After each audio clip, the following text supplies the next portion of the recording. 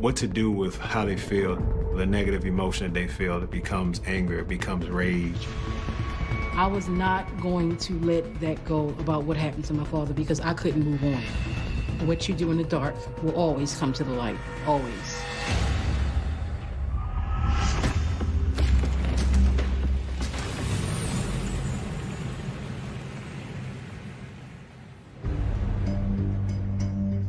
February 27th, 1995, Baltimore, Maryland. It's early afternoon when a cable TV technician goes to the home of a new customer.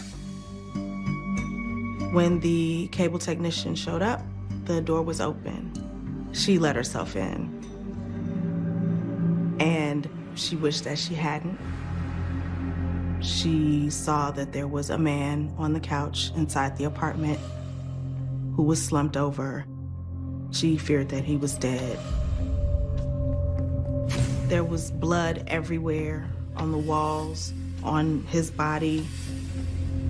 The technician rushes to call 911.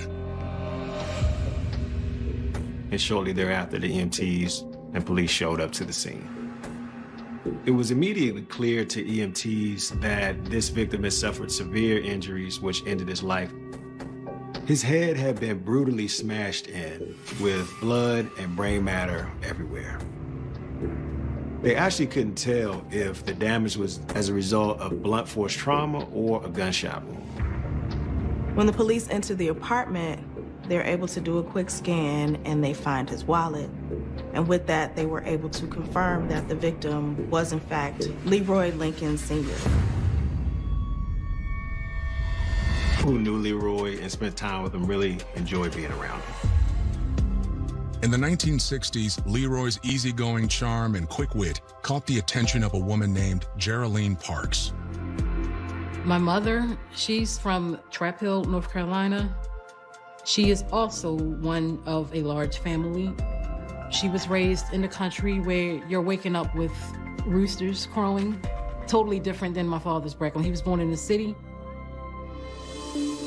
Geraldine had been married as a teenager, but that relationship ended shortly after the birth of her daughter. When she met Leroy on a trip to Baltimore, she saw a chance to make a fresh start. She wanted to be free. She wanted to experience life. At the time, she did have one child, but she just wanted to get away. And my father kind of represented an exciting life in Baltimore. My mother told me that she loved the way my father made her laugh. He was a natural comedian, and she was looking for a good laugh, someone that could make her feel a certain way, and he fulfilled that. So she moved to Baltimore to be with him, but she found out she was also pregnant by him, which led to my other sister being born. Over the next decade, Leroy and Geraldine's family continued to grow. I have 2 older sisters, then it's me, and then I have 2 younger sisters and 2 younger brothers. Leroy and Geraldine, they had the American dream. Everything was good for them. They built a life together, with Leroy having a job at the MTA and Geraldine being at home with the kids.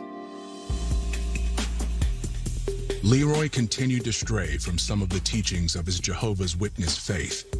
And at first, Geraldine was all for it. They used to be the party house, how much fun they used to have. Everybody from the neighborhood would be there. They used to have a great time. There was always alcohol flowing, weed in the background. This was back in the 70s. It was just live. We had the party house. Then, in the late 70s, the Lincoln family suffered a tragedy that would change all of their lives. When Geraldine gave birth to their 7th child, the child was born, stillborn, and that really devastated her. My mother went into this deep depression. She saw no way out. My father's mother pulled my mother to the side and told her, you know, you're gonna see him again one day. You know, and she started telling her about the promise of a new order, the promise of a resurrection. Once you turn your life over to Jehovah, your loved ones will be brought back to life. And my mother held fast to that deeply. She started going to the hall, started dedicating her life to Jehovah. becoming a Jehovah's Witness. And she gave my father the ultimatum: this is what you're gonna have to do, otherwise we can't be together. And my father loved her, he wanted to be with her. My father kind of got back into it, and they realized that they felt like they were living in sin. So they both got baptized and they got married and started living their lives as Jehovah's Witnesses. Her dad was more of the laid-back kind of guy. I think he didn't really care so much about the faith. But for her mom, it was everything. And it ruled their household. Can't do this, you can't do that. You can't associate with this person or that one. We went from being a party house to every Sundays, every Tuesdays, every Thursdays, we in the Kingdom Hall. We couldn't drink no more. You can't be around people that's smoking no more. This was a challenge for Leroy. He was doing this for her, and he wasn't quite ready to adjust at the speed that she was. Things started becoming challenging. My father wasn't having it no more. He was not having it anymore. My father had a problem with smoking cigarettes. He couldn't stop smoking. So they kicked him out of the hall because of that. You know, they kicked him out of the religion. While smoking was prohibited, divorce was also forbidden. So Geraldine tried to keep the marriage going, but still followed the religion's rules of disfellowshipped former members. When you're disfellowshipped in the Jehovah's Witness congregation, you're basically shunned. Nobody can talk to you. If they talk to you, then they're gonna be shunned as well. My mother couldn't speak to him no more. We as kids couldn't even speak to him anymore. He lives in the same house. We can't say, "Hi, Daddy, what you want for breakfast?" None of that. I think he just felt alienated. He did feel like a stranger in his own house. I can imagine that must have sent him into a really, really dark place, which wouldn't have helped his addiction to alcohol and cigarettes. According to his loved ones, Leroy turned to other vices as well. He was unable to get his needs met, intimacy, closeness, all of those things were removed from him. And so he started to seek for those things elsewhere. Leroy was in and out of different relationships with other women, cheating. He would leave the house and eventually come back. I think it took Geraldine so long to consider divorce is because it is a huge sin in most faiths and most religions to get a divorce. I think that was probably her last resort. In January 1995, the couple realized they've had enough, despite Geraldine's faith. She kept their children and their home, and Leroy moved into an apartment.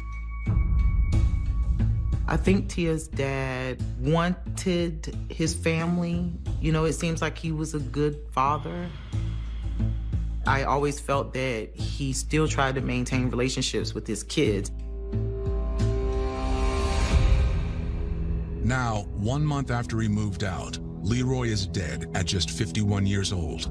And Baltimore police want to know why, and if his lifestyle had something to do with it. Once my father left the Jehovah's Witness religion, he started doing his own thing. He got another girlfriend. He got with friends who did drugs. He started smoking weed. That weed led to other drugs. Jehovah's Witnesses will call it the wrong crowd. And they will say that he started hanging with people who, well, there was a scripture, 1 Corinthians 15:33. Basically, that was drilled in our heads that bad associations spoil useful habits. 51-year-old Leroy Lincoln Sr. has been found murdered in his apartment, and authorities are looking for clues. The damage to his skull is so severe, they can't even tell yet if he was shot or beaten to death. Because the victim's wallet and cash were still there and there were no signs of forced entry, detectives ruled out burglary as a possible motive for the murder. And there was no murder weapon at the scene. They didn't find any fingerprints, they didn't find any DNA, everything was spotless.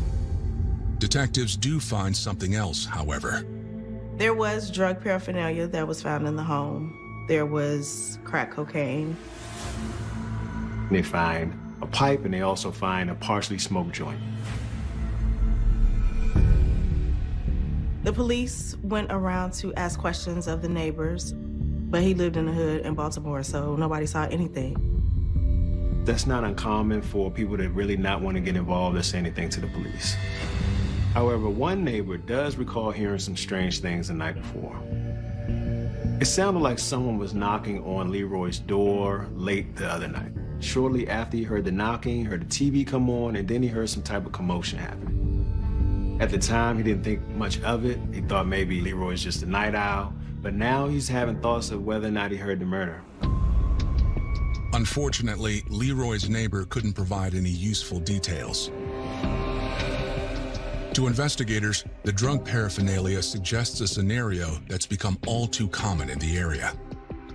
In the 1990s, Baltimore was really known for high crime rates. In fact, it was higher than the national average. Baltimore was averaging about 300 murders a year in the 90s.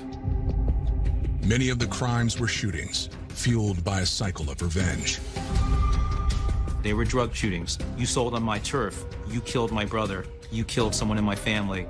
You stole my drug pipeline. It's a never ending in that manner until we find a way to solve the drug problem. Leroy's murder is the 44th in Baltimore that year, and it's only the end of February. His daughter, Tia, learns about it that evening. I was doing laundry, watching the news like I always do. The headline of the news was there was a homicide in East Northern Parkway. They said the victim was a former MTA bus driver. I was like, what? So I stopped what I was doing and I called my father's phone. No answer, no answer, no answer. I'm blowing it up, no answer. When someone does finally answer Leroy's phone, it's a homicide detective. And I said, look, is my father there? Is my father there? What is going on? He said that my father was killed.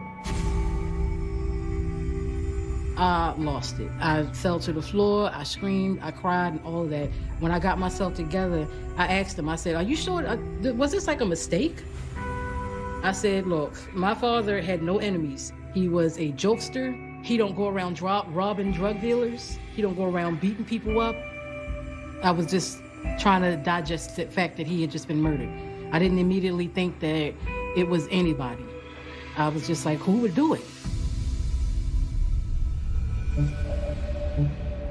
Investigators are asking the same question. And now that they are in contact with family, they speak with more loved ones. They begin with Geraldine. She denied actually being there or obviously laying a finger on him. She swore that she had nothing to do with his murder and that she was home with her daughter that night. However, she admits she's never forgiven Leroy for his shortcomings. She let detectives know that they were going through a divorce and that he had cheated on her multiple times and that they were not in a good place with each other. Geraldine disclosed to police that Leroy had been smoking crack for years and that this was one of the key points that caused their separation. She wouldn't be surprised that some of the drug connections that he has is probably the cause of his murder. She claimed that it was possible that one of the women that he had cheated with was responsible, or one of the boyfriends or husbands of those women could have been responsible for his murder. The police also speak to the couple's 18-year-old son, who was still living at the house with his mother. Leroy Lincoln Jr. confirms the story about his father's drug addiction. He also has an alibi for the night of the murder. Authorities hope the autopsy will reveal a fresh avenue of investigation. The medical examiner's autopsy report sheds a little more light on the case. They determined that the cause of death was blunt force trauma. The beating was so severe that it had shattered Leroy's skull into pieces. Whoever killed him seemed to take out a lot of pent-up rage. Given the past stories of drug problems with Leroy Lincoln Sr., it is not out of the question that someone who he had been involved with in that life is responsible for his murder. Unfortunately, investigators have no suspects in the case. Tia worries her father's murder will become another unsolved case in a city overwhelmed with violent crime. To be honest with you, in the city of Baltimore, you lose a family member, that's it. Investigations, 50% of them are not even solved. I was expected to just pick up and just move forward and live my life. But after he was killed, we had to plan a funeral. Leroy was quite a beloved member of his community and was very well liked by many people around the city. But my mother insisted that that casket stay open. She wanted everybody to see what had happened to him. The funeral director said the only way we can do this open casket, somebody gotta buy him a hat or something because there's no head here. So my fiance went to the store and bought him a skull cap. the funeral home actually has to ask a pastor who was there for another funeral to come over and lead the celebration for Leroy's life. But my mother deliberately told the officiant that she didn't want anybody to speak over him. She didn't want anybody to say anything nice about him. I was sitting there in tears like, this is really going down like this? After the viewing, my mother decided that my father was going to be cremated as soon as possible. She didn't want a tombstone or anything like that. She didn't care what they did with his ashes. She told them to flush him down the toilet. To this day, I don't know where they are. My father doesn't have a tombstone. Jehovah's Witnesses don't believe in going to grave sites like that anyway, but I always wanted that to do, at least for Father's Day or birthday or something, but nothing. I kind of do regret not speaking up on requesting his ashes because he deserved better than that. To Tia Lincoln, her mother's behavior isn't just strange, it's suspicious. I had a nagging feeling that something wasn't right, but I was trying to swallow that away, trying to ignore it. But Geraldine's actions are difficult to ignore.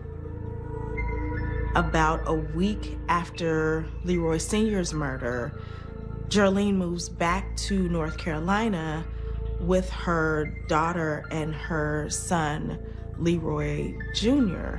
This is odd because she had just moved into the home about a month ago. Her lease wasn't up or anything, and she just left so quickly after he was murdered. Why did that happen? As the months pass, Tia is increasingly bothered by her mother's actions and inaction. Why did you not ever call the police to try to investigate to figure out what happened to him? I understand y'all were going through a divorce, but damn, nothing? She never did any of that? Unfortunately, Tia seems to be the only member of the family still interested in pursuing the case, and detectives are unable to find any proof of her suspicions. There was no forensic evidence developed in this case.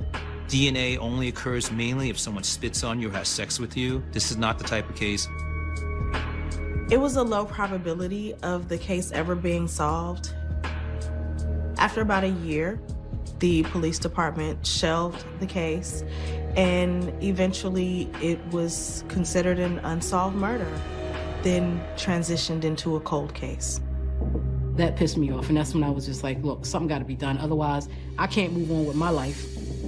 She was really very sad and heartbroken about her father's death. It wasn't as a thing where you could see her going in the corner and crying. It was more like, yo, I want to know what happened to my dad. She didn't want to accept what police had to say, and she was really frustrated with Baltimore police. I had to figure out what had happened to my father. So after I got myself together and I started playing things in my head, I wanted the detectives to conduct a thorough investigation, and that means questioning everybody in his family, including my mother, Geraldine. When the anniversary of Leroy Lincoln Sr.'s murder passes without any new leads, his daughter, Tia Lincoln, decides to act. After it seemed like nothing was being done, a year later, I started to investigate the case on my own. I didn't have money to hire an investigator. I started talking to his friends, trying to see if he had any enemies. I started talking to his former girlfriends to see if they had any hidden agendas or vendettas against him or anything like that. Everything just kept leading back to a feeling that I kept trying to swallow, kept trying to ignore. It just kept coming back to mama, mama, mama. Maybe she had something to do with it. The first red flag was Geraldine's handling of Leroy's funeral and her abrupt move back to North Carolina. The second comes when she returns to collect his insurance money. When my father was killed, even though they were going through a nasty, bitter divorce, she was still technically the beneficiary on his life insurance policies.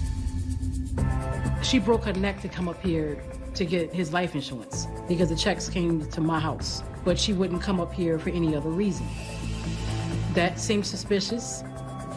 I think they only came up to about $60,000, and she was like, where's the rest? Where's the rest? She was extremely pissed off about that. What happened was, we didn't find this out till later, he had stopped paying on it, so they had canceled that particular policy. Geraldine also cautions Tia to stop bothering the police with her inquiries into Leroy Sr.'s murder. She says that Leroy was a dirtbag and deserved to get whatever he got. I think her mom's hostility and this resentment that never showing sympathy or remorse about what happened to him, it created a bigger suspicion. That suspicion ultimately unlocks a crucial memory Tia first thought was a joke.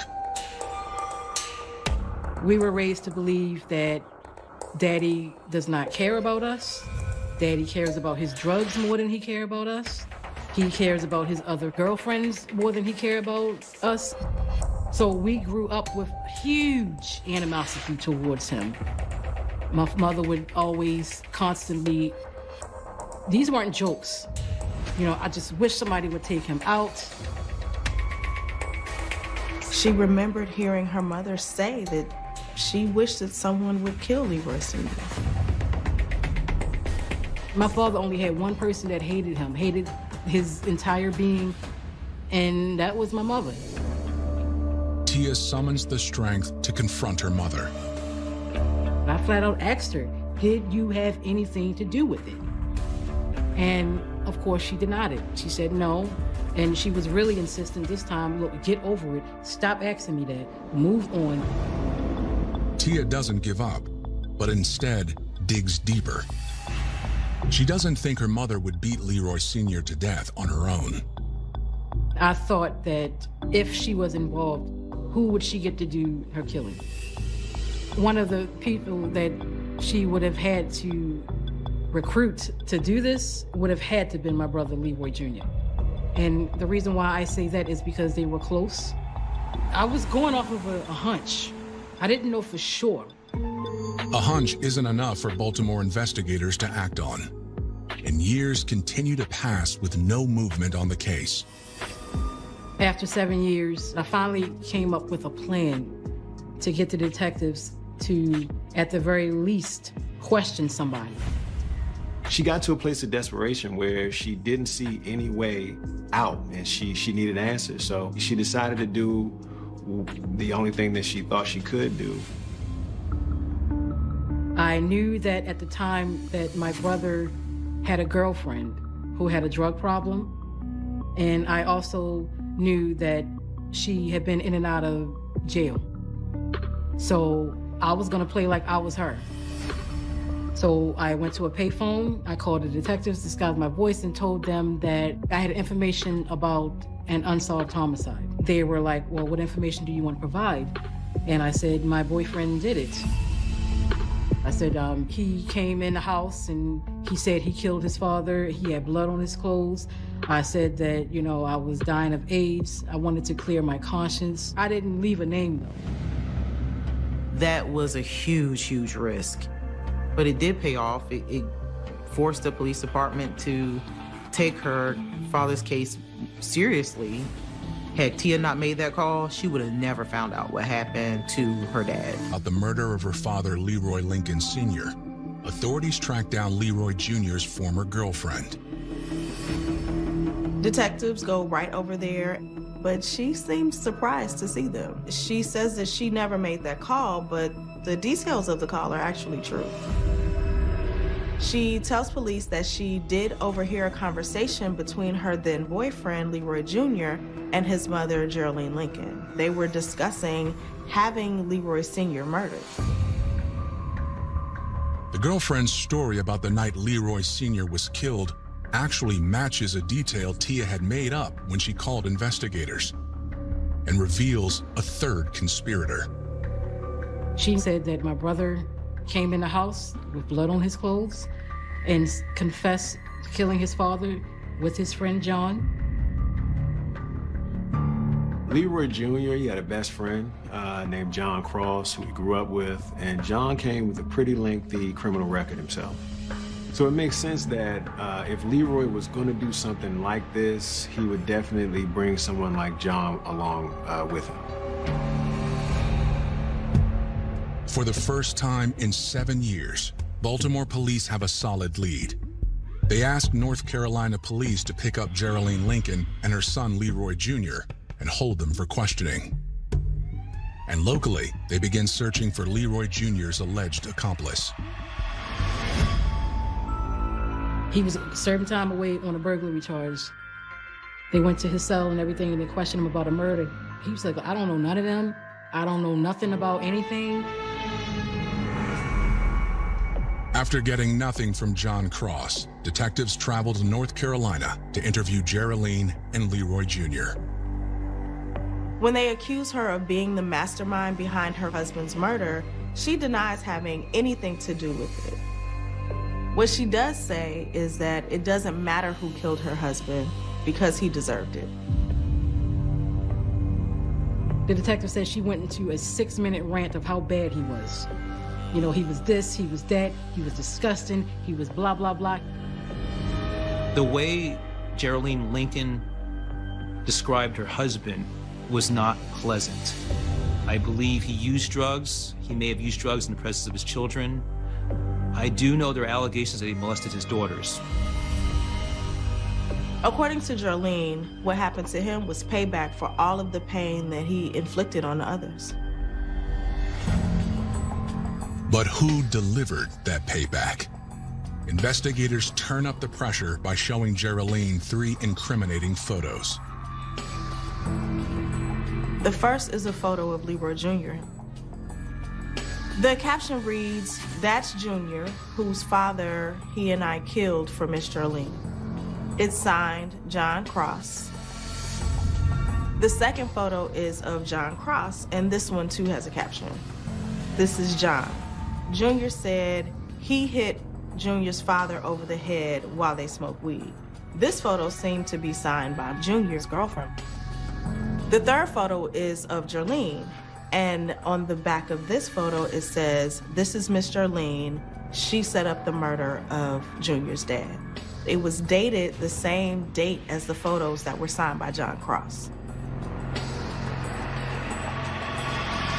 There was a little bit of deception because they were not written by the actual witnesses or suspects. They were written by the detective. That said, what they wrote were facts that were already proven by the investigation so far. The ruse works. After years of denial, Geraldine finally breaks. When confronted with those photos, Geraldine Lincoln eventually admitted that she wanted her husband, decedent Leroy Lincoln Sr., murdered, and admitted a degree of participation in that she wanted him dead. She's like, yeah, I knew about the murder. Yeah, I knew that they killed him. Yeah, they got the axe out of my house.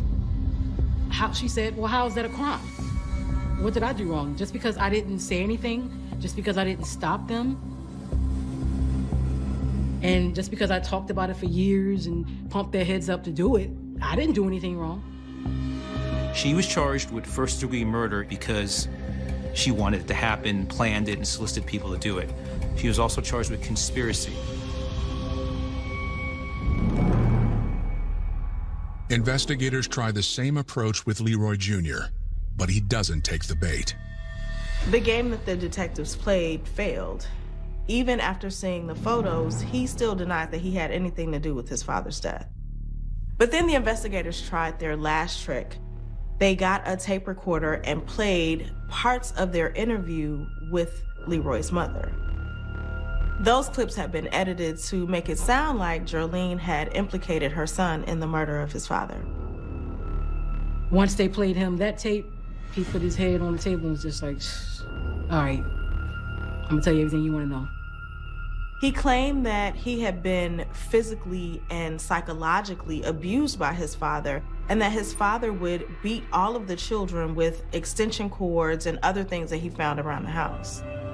Leroy Jr. even suggested that his father had forced him and his brother to sell crack cocaine. Leroy Jr. believed that his father had been trying to destroy their family for years, and that by February 1995, After helping his mother, Geraldine Lincoln, cover up the murder of his father for over 7 years, Leroy Lincoln Jr. is now ready to confess everything. Leroy tells police that he, his mother, and John Cross had been plotting to kill his father for months. The night of the murder, Leroy Jr. said that he and John met at Jerlene's house. They got the handle from an axe that she had lying around, and they went over to Leroy Sr.'s house. When they got there, they knocked on the door, and Sr. let them in. They led him to believe that they were there to smoke marijuana and watch TV with him. They were sitting there drinking and smoking 1 minute, and he said that he looked over at John. They made eye contact, and he said that John had acted like he was gonna go to the bathroom or something, and he could see out of the corner of his eye that John had the axe like this.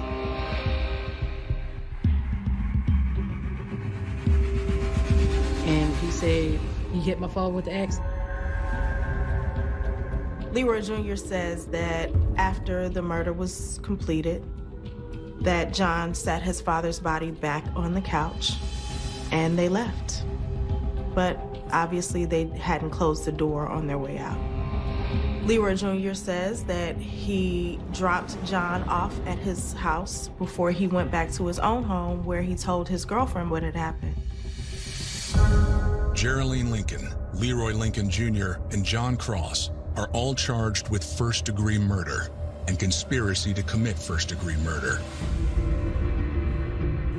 In late 2003, Leroy Jr. is the first to be tried in his father's murder. The prosecution's case is depending upon the testimony of his ex-girlfriend and his own taped confession. The defense team argues that Leroy Jr. never had anything to do with his father's murder and that his confession was coerced. They painted Leroy Sr. as an evil man who was addicted to drugs, who forced his children to sell drugs, and who was physically, mentally, and sometimes sexually abusive. But there is no evidence whatsoever to prove Leroy Sr. was abusive. I'm just gonna say, look, he never touched me. He never acted like he wanted to touch me. I mean, he never looked at me like he wanted to touch me. But that rumor was spread throughout our family, and that was part of the reasons why we were groomed to hate him. Tia takes the stand for the prosecution. Lincoln, Tia Lincoln. And do you have a brother named Leroy Lincoln? Yes. What, if anything, did defendant Leroy Lincoln Jr. say he wanted to do to his father, your father? He didn't say, okay, I want to kill him. You know, it was more so of him being around, you know, when the conversations were being talked about, you know, as far as my mother, and I can't remember him specifically saying, okay, well, I want to kill him, you know.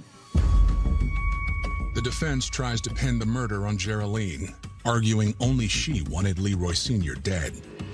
How many times would you say altogether your mother brought up the same subject, wanting to get the father out of the way, get be nice to get the money, get him out of my life, get to myself, whatever she was saying. How many different times did that same tape come up? Over 15. Over 50 times? Over 15. On September 25th, 2003, the jury reaches a verdict. They find Leroy Lincoln Jr. guilty of the conspiracy to commit murder, but they acquit him of the first-degree murder charge. He's sentenced to life in prison with all but 25 years suspended. I mean, my brother, he had no remorse from it. He was not sorry for it. I even asked him that, are you sorry? Do you regret it? No, not at all. A week later, Geraldine opts for a bench trial, which means she only faces a judge, not a jury. She was charged with first-degree murder, even though she didn't lay a finger on the victim. I had to know I had to dot all the I's, cross all the T's. I had put on all those witnesses who heard them planning and talking about and wanting to kill Leroy Lincoln Sr. There's no direct evidence. No one saw her do it. No one said, please kill him, I'll pay you. But there was enough there to convict her of a conspiracy. The court agrees. And on October 1st, 2003, Geraldine is found guilty of first-degree murder and conspiracy. Like her son, she receives a life sentence. But the 2004 trial for their alleged co-conspirator, John Cross, yields a much different result. Unfortunately, he was found not guilty by a city jury in Baltimore. John was acquitted because, again, he had an excellent attorney, and also there was no physical evidence linking him to that crime, and also without eyewitness testimony of one of the murderers that was there was no case. He walked. Haven't heard from him since. It was a cold case, which already has a high degree of difficulty in steering convictions. I'm still unhappy with the fact that we did not bring Mr. Cross to justice.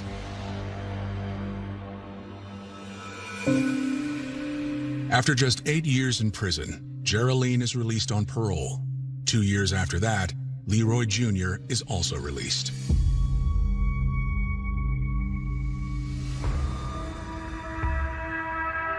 Revenge is never worth it. Both people suffer, the person who's killed and the person who killed them. The fact that she would go to such an extent to get rid of someone just shows you how ugly hate can really be.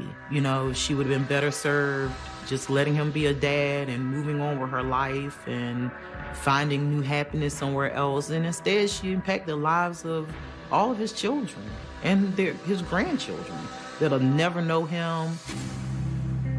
A lot of people are judged for having drug problems, and he was not perfect. He was not the worst person in the world. And I miss saying the word daddy. When I miss my kids not having a grandfather. Just want people to know that my father was a person. He had a beating heart. He was not perfect, but nobody is.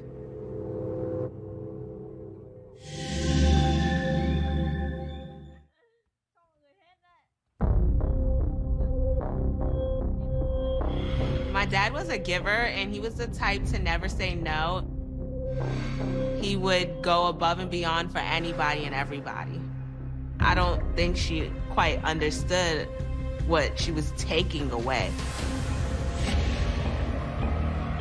The cartilage in his neck was crushed.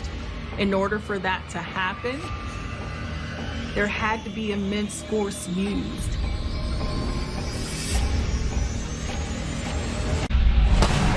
He heard some gunshots.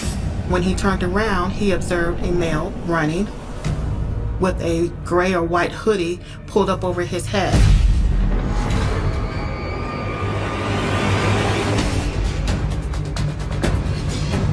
This was not something that happened in the dark of night. It was not some sort of disagreement gone bad.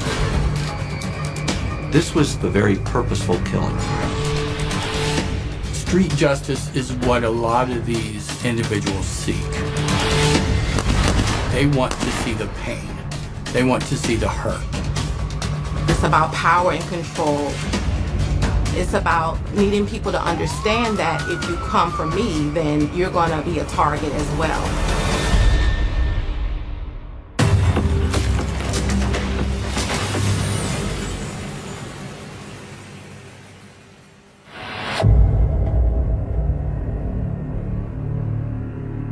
August 22nd, 2016.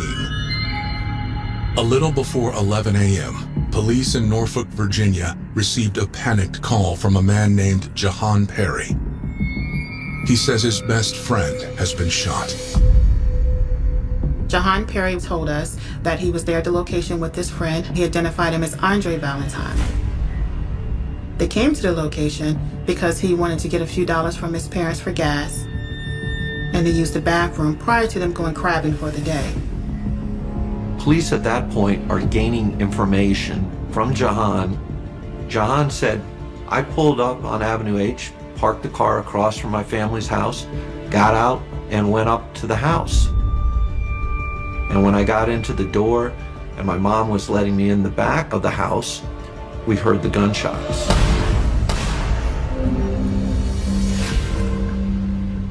Jahan says he ran back and found Andre lying in the street. Whoever shot him was already gone. While police and paramedics race to the scene, Jahan stays with Andre, praying he will survive.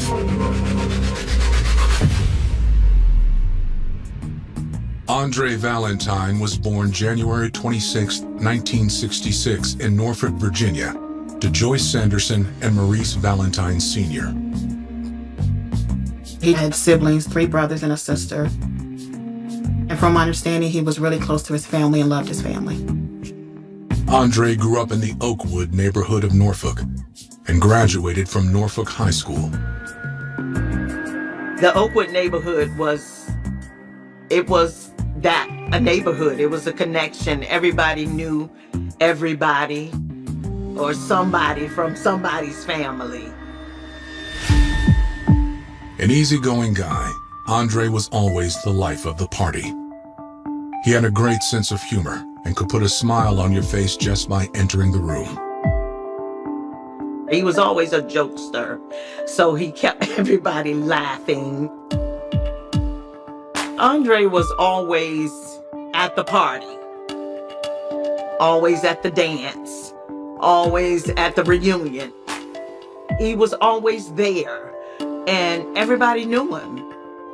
He was always, just chatting around with everybody, socializing. We were young, so we always had a good time. He was one of the lives of the party. Everybody wanted to know where Buckethead at, you know what I'm saying? He's here in the building, so yeah. He brought life to the party, definitely. Around the neighborhood, Andre was affectionately known as Buckethead. Yes, he did have a nickname, Buckethead, because his head was pretty huge,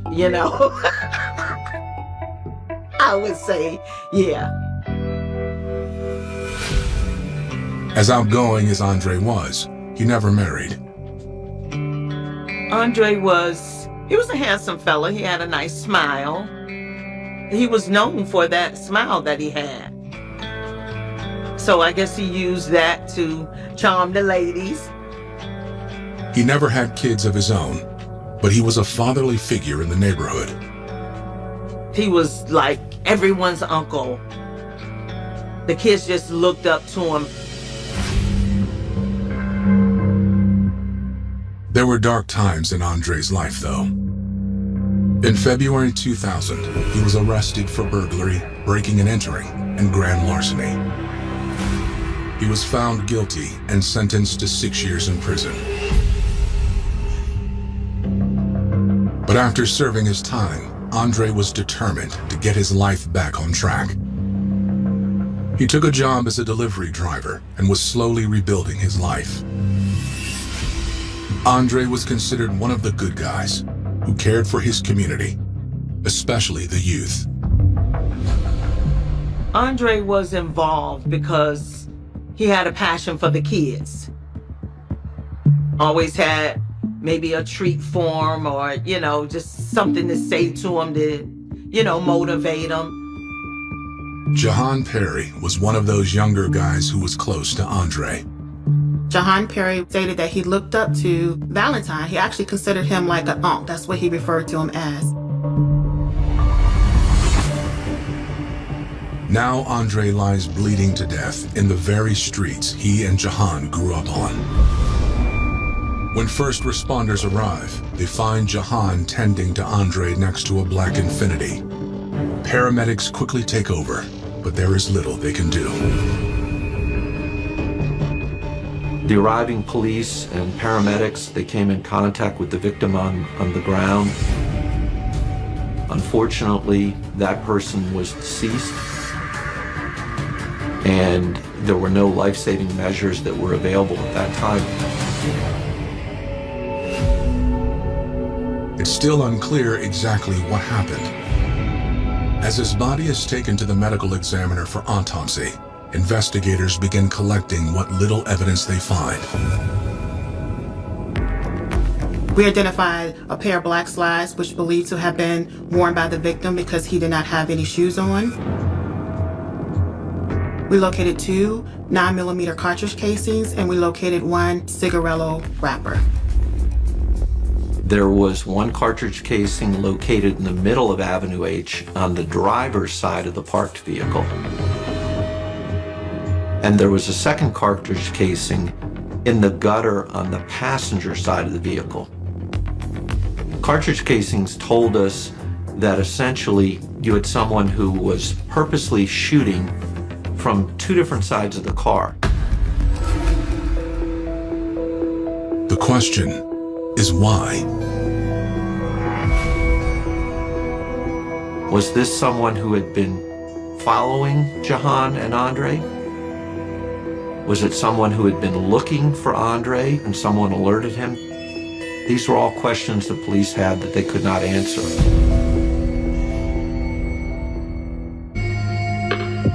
Police in Norfolk, Virginia are investigating the murder of 50-year-old Andre Valentine, who was shot outside his friend Jahan Perry's house. When Jahan recovers from the shock, he does his best to take detectives through everything he remembers leading up to the shooting. Jahan tells the police that essentially it was a normal August morning. In fact, they were planning on going fishing. And before they went fishing, Jahan wanted to stop, run into his family's house on Avenue H. Jahan says Andre stayed in the car while he went to the house. They keep their front doors locked, so you have to go around the back and they'll let you in the back. So he was banging on the back door for them to open the back door. Jahan said, when my mom was letting me in, we heard the gunshots. That's when he ran back to the front and found Andre now outside of the car. Perry was not able to provide us any description of the suspect. Perry stated that he really could not understand why somebody would want to do this to him. With little to go on, police canvassed the neighborhood hoping to find witnesses. The fact that the shooting happened on a weekday morning is a major advantage. Next door, there was a house having construction done on it. There was a construction worker in the house. This worker was looking out through the front windows, and he heard screaming and yelling down on the street. Enough so that he looked out another window as he went down the hallway to see it, and then he heard gunshots. And speaking with the construction worker, he laid out how many shots he heard. He heard about 2 to 3 gunshots. The construction worker says he also caught a glimpse of the shooter. He saw what appeared to be a male with a white hoodie pulled up over his head. He could not identify the male, but he did know that he was an African-American male. He described the scene as the male with the hoodie chasing another male around a black vehicle. He was also able to tell the police that from his vantage point, The person that was chasing the eventual victim was carrying a handgun. The next person we spoke to was the cousin of Mr. Perry. The cousin stated that he was in the garage because he was doing some work in the yard when he heard some gunshots. Jahan Perry's cousin heard 3 gunshots and saw the gunman as well. He observed a male running with a gray or white hoodie. He observed him hop in a vehicle and take off at a high rate of speed down his street. The cousin was very helpful in the investigation where he was actually able to provide us a description. He described the male as a black male, dark skinned. Again, he did not know who the person was. That was the best description we had thus far. When investigators speak with the rest of the Perry family, they make a startling discovery. Jahan Perry's mom advised us that her daughter was upstairs and that she also heard the gunshots. When we went upstairs to speak with her in the room, we noticed a white hoodie laying on one of the chairs. That became very significant because 2 of the witnesses stated that the suspect that was seen firing at Valentine had on what they believed a white hoodie pulled up over the head real tight. Was someone from the Perry house involved? Even Jahan himself? At that time, a search warrant was secured on the residence to search for possible evidence in relation to the murder. One of the reasons we wanted to secure a search warrant, we wasn't very clear on Mr. Perry's involvement at this time, whether he was a witness or did he actually have something to do with his friend's death.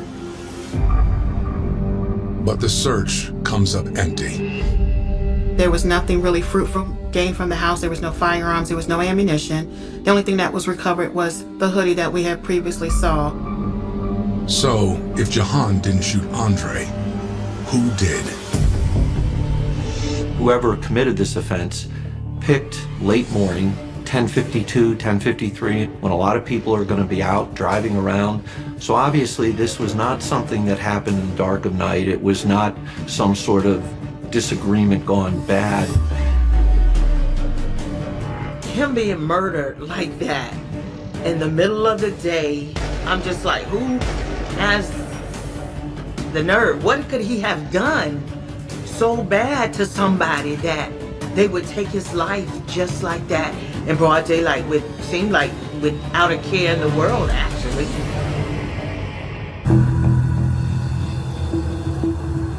As Norfolk police continue gathering evidence at the scene of Andre Valentine's murder, the county medical examiner conducts an autopsy. He determines Andre was shot 2 times. One was a superficial wound to the arm. The other was fatal.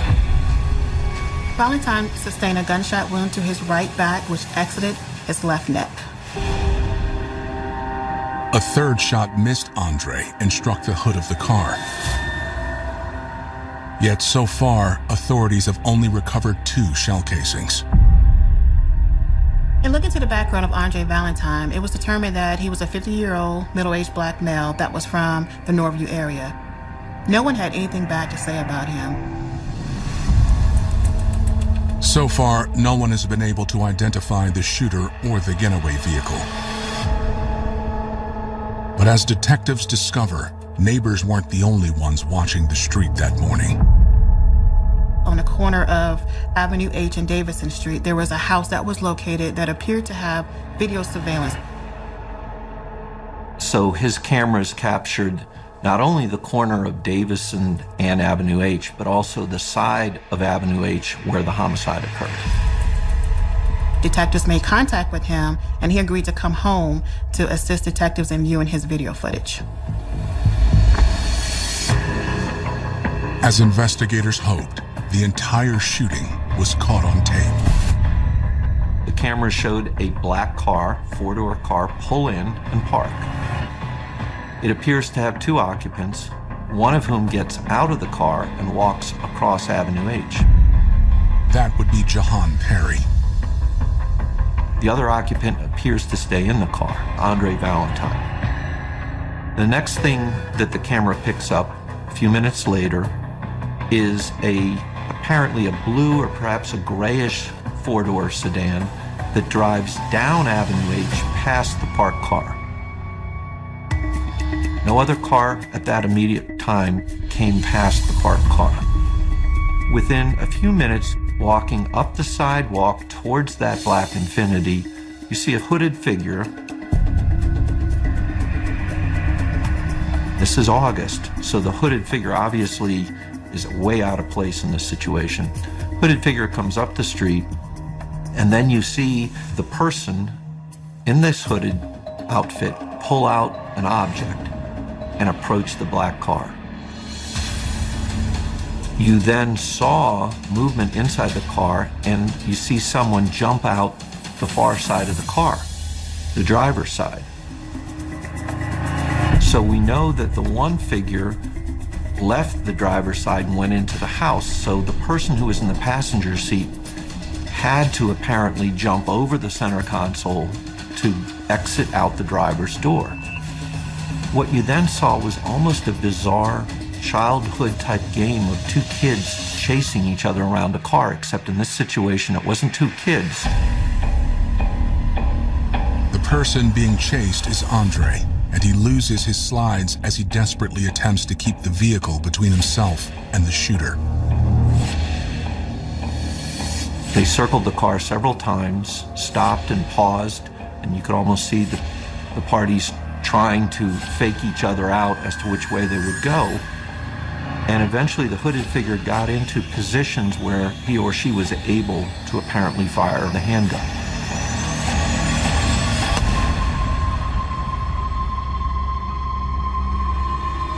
And that told us that this was very directed at Andre, and that his death was what the object of the chase around the car was.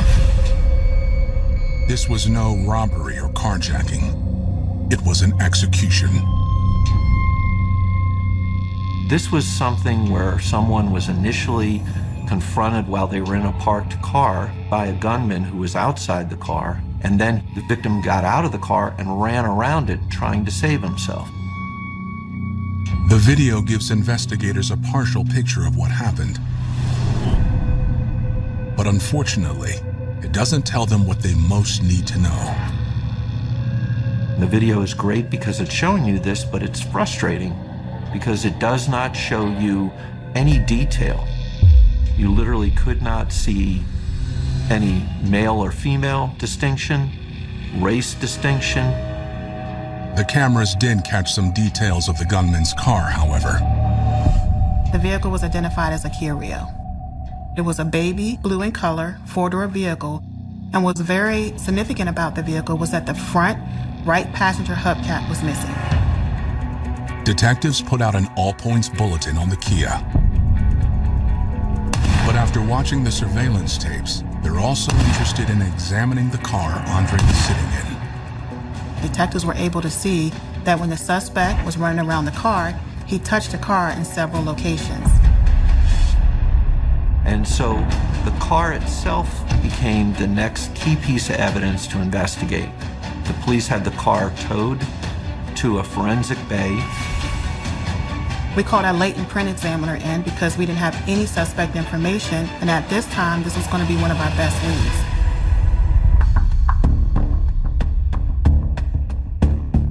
With no witnesses who can ID the person who gunned down Andre Valentine, Norfolk police put their hopes in forensics. Had the shooter left fingerprints behind? One thing people always assume, if you touch something, you're going to leave a fingerprint. There's a lot of surfaces that don't take fingerprints very well. And there's a lot of things that will keep you from getting fingerprints, specifically the environment, somebody touching it, how they touch it. Obviously, fingerprints do not survive long on a vehicle. Weather, changes in temperature are going to affect the oils that are left in a fingerprint. During the controlled examination, authorities find the ballistic evidence they'd been missing. As the forensic investigator was moving around the car looking for fingerprints, they discovered something. In the windshield wiper well, there is a trough there. And that's sort of where the windshield wiper fluid shoots out from. In that trough was a third cartridge casing. It was the same character of cartridge casing that had been discovered on the driver's side of the Black Infiniti on Avenue H and also on the passenger side. And so that further informed the homicide detectives that the person in that hooded jacket with the gun had fired 3 times trying to kill Andre Valentine. The team also notes that the angle of the hole in the car's hood is consistent with the gunman shooting over the car at Andre. But it's the fingerprints they're focused on. The forensic investigators applied powder to a number of places on the car, and they lifted a total of 9 latent lift cards.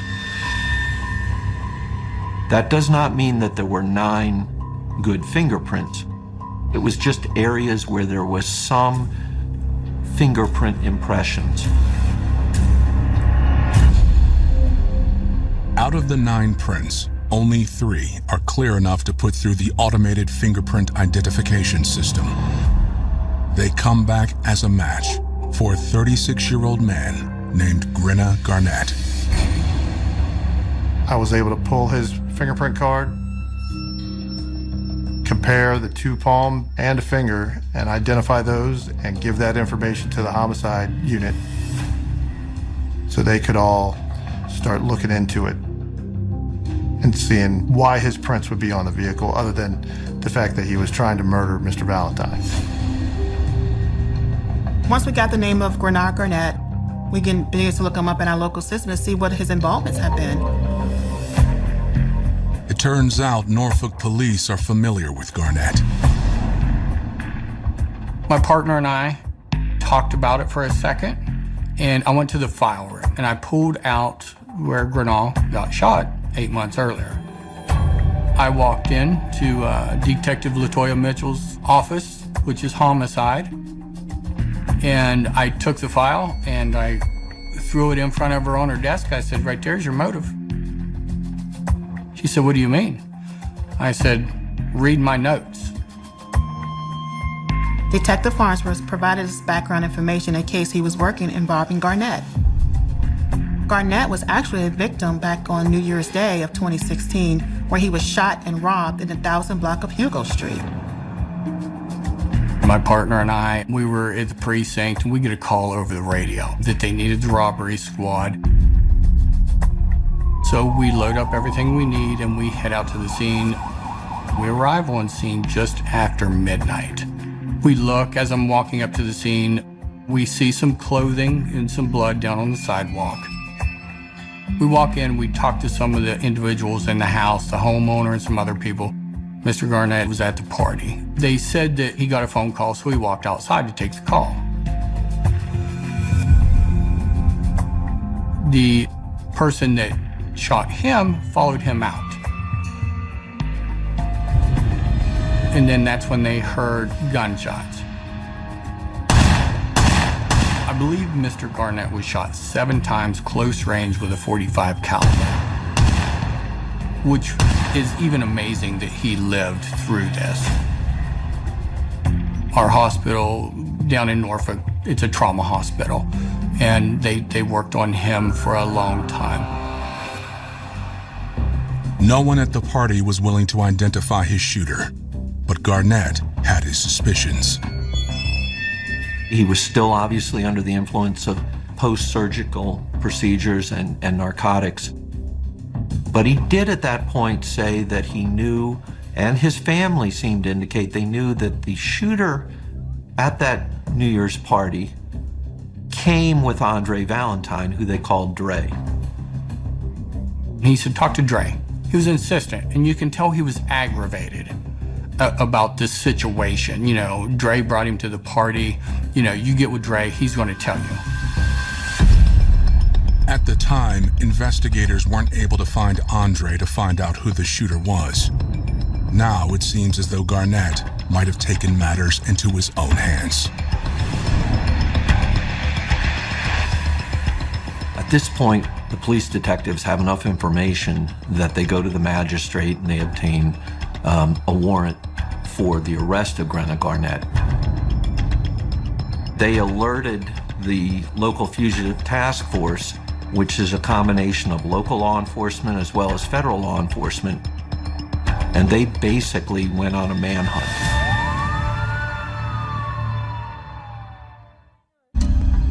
Police in Norfolk, Virginia have potentially connected 36-year-old Grenna Garnett to the murder of Andre Valentine using fingerprints left at the crime scene. They believe Garnett was motivated by revenge, targeting Andre after his own shooting several months earlier in January.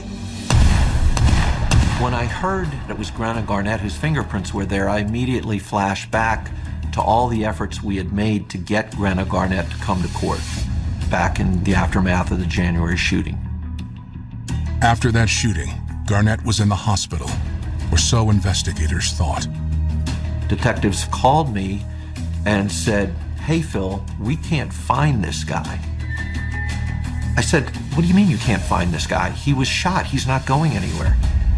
We then found out that, contrary to what the police had been told as to when he would be released from the hospital, he had apparently either checked out or had the staff check him out early. Police never were able to do a full follow-up with him after that initial questioning after his surgery. I would call the mom 3 times before she would answer. She would state she doesn't know where he is. The sister had left town, and we could not locate him. So our victim was gone. And without a victim in a court of law, you don't have a case. Ironically, police already had a suspect for Garnett's shooting in January. But Garnett seemed to be more focused on the man he believed instigated the attack. Speaking with additional witnesses, it was determined that Andre Valentine may have set up Garnett to be robbed and shot by the suspect. Now we can't even go back and go after Mr. Valentine as an accessory to the robbery and the shooting because there's no case in the first place to follow up on. So at that point in time, we had to drop the charges against the shooter that shot Mr. Garnett. If Garnett had only cooperated, authorities might have been able to solve his shooting quickly and put those responsible in jail. There is a level of distrust among the police and African Americans, or I would say people of color. So why would you go and tell on the person, or why would you go and turn the person in? Because justice may not be served. And so that's why I think some of what's happening here in the society is that we're going to create our own justice system, which is what we saw in the case of Grenna Garnett. Now, after Andre's death, locating Garnett should be easier, since police have images of the blue Kia he used to flee. In checking through our local police database and Garnett's previous incidents or associations, it was learned that he was involved in a larceny in the city of Virginia Beach involving that vehicle. Vehicle tag was provided in the report, and that's how we were able to locate the owner of the vehicle, which was later identified as his current girlfriend.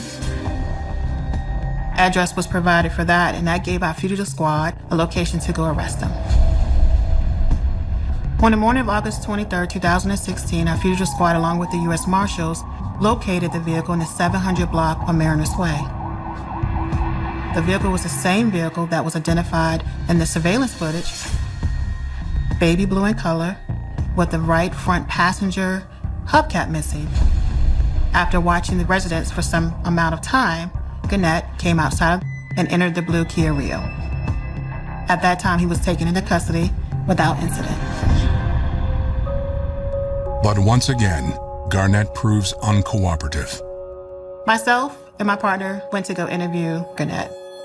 During the course of the interview, Garnett did state that he was able to read and write, and that he did not understand why he was there. We explained that we wanted to talk to him and have a conversation about it, but first we needed to advise him of his legal rights. During that process, Garnett acted like he could not comprehend, or he would say he did not understand. After doing that for several minutes, we decided just to process him in front of the magistrate and send him down to central booking. Fortunately, Garnett's girlfriend is more than willing to talk. We learned that she worked at a hotel out in Chesapeake. It's specifically the Greenbrier area, which is a shopping retail area that has hotels and a mall and different type of shopping venues. Upon speaking with her, she gave us the background of the day before, which would have been August the 22nd, 2016, the day of the murder. She told us that she was dropped off at work around about 9:30 a.m. by Garnett. She says she doesn't know where Garnett was the rest of the day. But when he came back to pick her up that afternoon, he mentioned the shooting. She said on the way back that he stated to her that, hey, Dre had been killed, which is Andre Valentine. And she also stated that he told her that he believed Andre was the one behind setting him up to be shot and robbed by the suspect earlier in the year. Still, prosecutors know the case against Garnett is largely circumstantial. It's extremely, extremely rare, even in this era of surveillance cameras, that you capture a homicide on camera. But it was frustrating because while the video was capturing the act of the homicide, it didn't give us much as to who we should put in that hooded figure. So much of the evidence that's turned over is ambiguous. For instance, the fact that 3 of the 9 fingerprints recovered from the Infiniti were identified as fingerprints of the defendant, well, that doesn't answer the question of when. This guy should do his time and serve his time for commit murder. I do believe Andre deserves justice.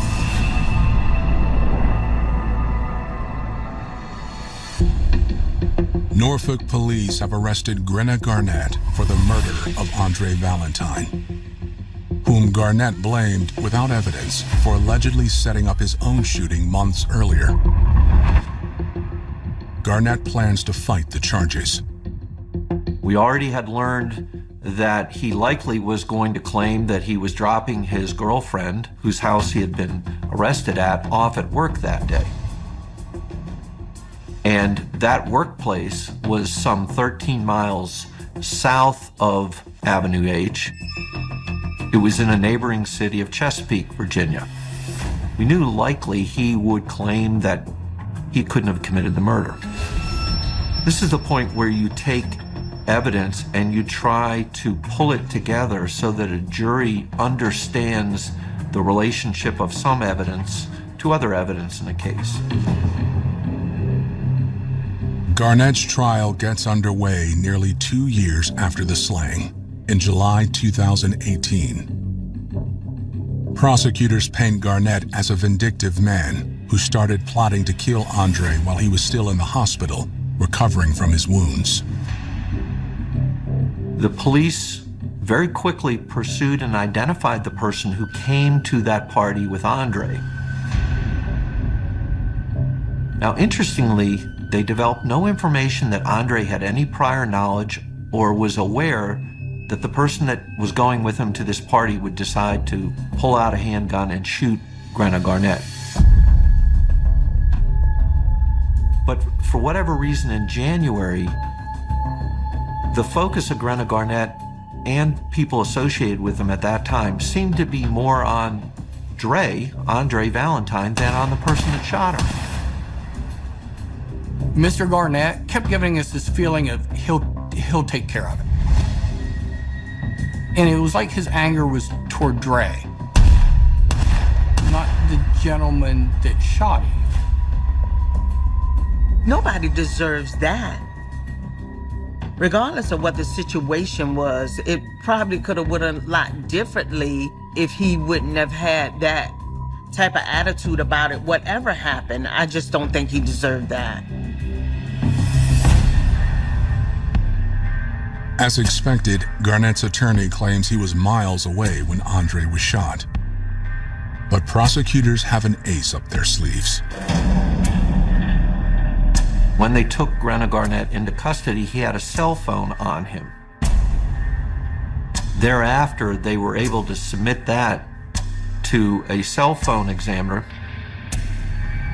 Every time you use a cell phone or you have a cell phone on, it tends to connect either to a tower if you're activating it, or search for a tower.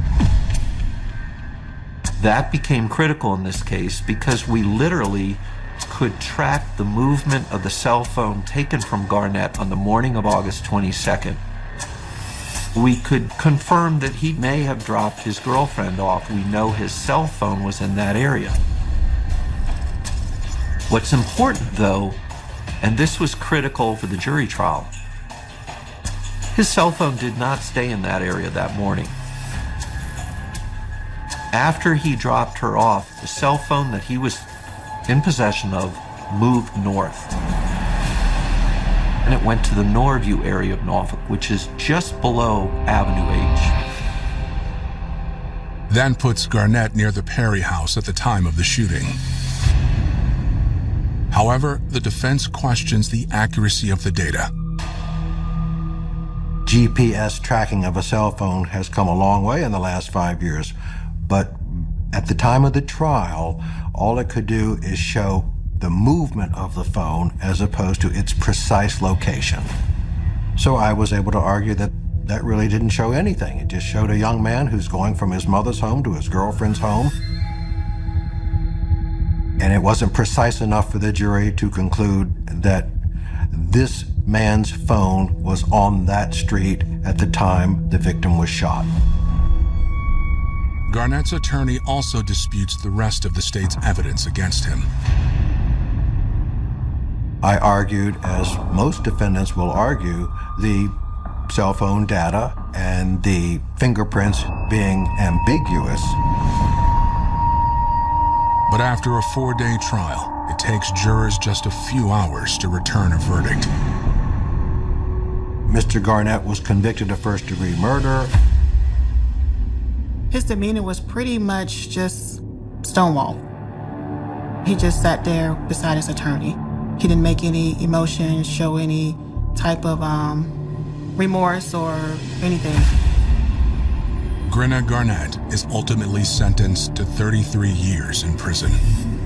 When he becomes eligible for parole in 2045, he'll be 65 years old.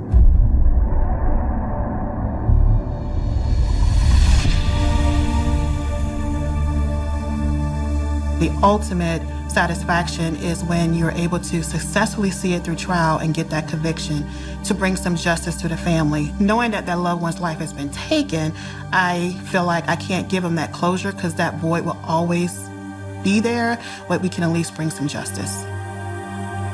I understand everybody gets angry and, stuff happens, but we need to understand that some things are just not for us to retaliate on, regardless of how angry we are about them.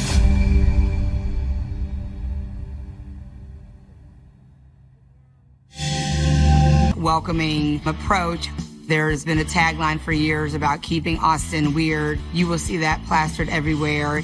So that's just the way this town's been for forever. Very laid back, eccentric kind of town.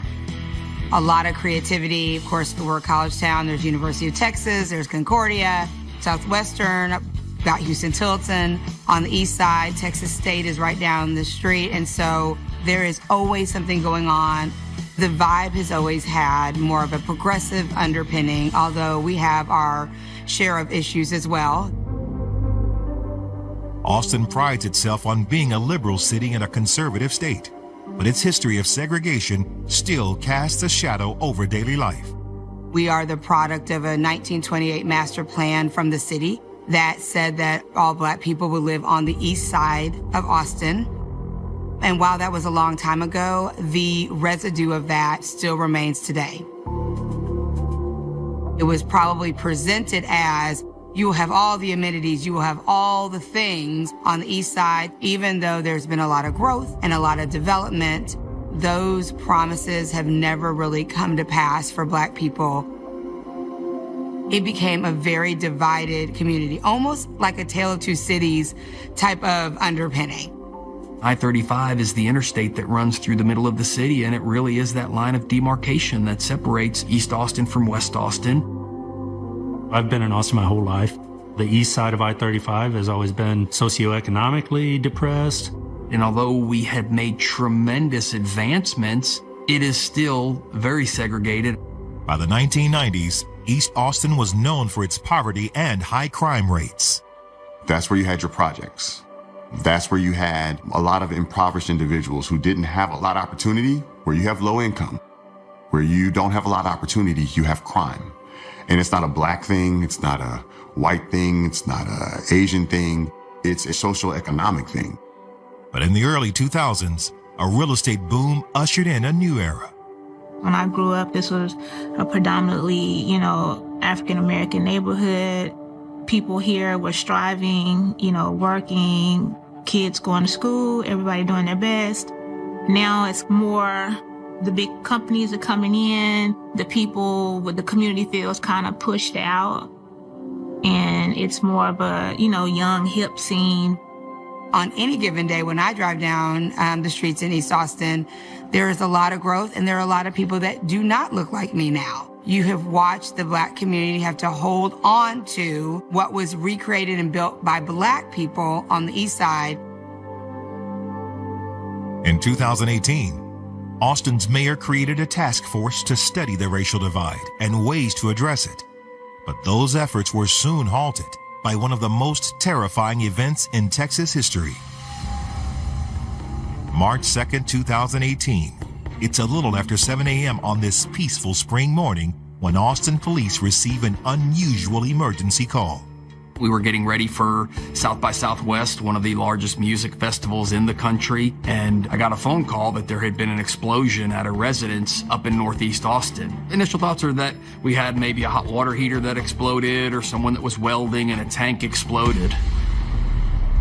But when officers arrive on the scene, they find the aftermath of something much worse. There is basically a crater into the side of the wall, and there was a lot of debris there, a whole lot of debris. There were screws, nails, a lot of cardboard, and broken glass, and that was mixed with a lot of blood. A lot of carnage. Looking at the amount of damage that was done to the door and the entryway, it was in that moment that you realized that this was not just, an accidental explosion, but this was some type of IED that had gone off. We also find the homeowner, 39-year-old Stephen House, unconscious and bleeding on the front porch. His neighbor, Sean Phillips, is attempting to administer first aid. There was some shrapnel in his torso and his face. His hands looked like they were mangled. So I didn't do any chest compressions because I was scared of pushing things in. The EMT got there, and I remember him just very blatantly saying, "Is this guy even alive?" To which I responded, it was like, "Yeah, he is, barely." As Stephen is rushed to the hospital, police are left to wonder, was this a random act of violence or something else? I called my supervisor right away. I was like, "Hey, boss, we need everybody right here, right now. This is a big deal." Anthony Stephen House was raised in Pflugerville, Texas, a suburb on the northeast side of Austin. Stephen was really intelligent, like really, really intelligent. He had a real analytic brain. Stephen always broke everything down to its lowest compound and would try to figure out what makes things work. We have toys or other things and we just buy them just to take them apart, just to make sure he could put them back together and see if he could recreate one on his own. He was a solution person instead of a dwell on the problems type of person. But he was always smiling. He wanted to make everything around him and the people around him bigger and better and stronger. And if he cared about you, you were going to be on that list. Stephen put that intelligence to good use, excelling in high school and going on to earn a degree in finance from Texas State University. Stephen was just a consummate entrepreneur. Yeah, he owned a construction company. He managed a few hedge funds. He was into finances real big. He did a lot of investing, a lot of Bitcoin. when Bitcoin was still kind of new. Stephen had his hands in many things. He always told me never have less than 4 sources of income. Soon after launching his career, Stephen married his girlfriend Shannon and started a family of his own. Stephen was really big on family. He didn't even want to go out anymore, especially once he had his daughter. Stephen's daughter was his world. His wife was his world. And he really didn't want to do anything outside of make money and take care of his family. He really was big on home, a safe place, on being a protector and a provider. But he was really a big teddy bear the whole time. Now, that sense of safety has been destroyed by an explosion, and Stephen's life hangs by a thread. As Stephen is rushed to the hospital, Austin police, along with the ATF and FBI, try to determine what happened. His neighbor, Sean Phillips, says he heard the bomb go off while he was getting ready for work. It was somewhere between 6 and 6:30 a.m. While my kids were getting dressed, I heard this just astronomically loud bang. It sounded like a 18-wheeler running into a dumpster. It wouldn't surprise me for it to have been heard half mile, 3/4 mile down the road. I immediately ran out my front door, and I looked to the left, and then I saw Stefan. And he was standing out there, and he was visibly bloody. He looked over at me for a second. I called out to him, and he didn't respond, and then he just immediately dropped from there. I ran over and attempted to render aid. I just knew to put him on his side so he wasn't going to be dealing with like choking on his own blood or whatnot. It was obviously an explosion at this point, but it never once crossed my mind it was a bomb.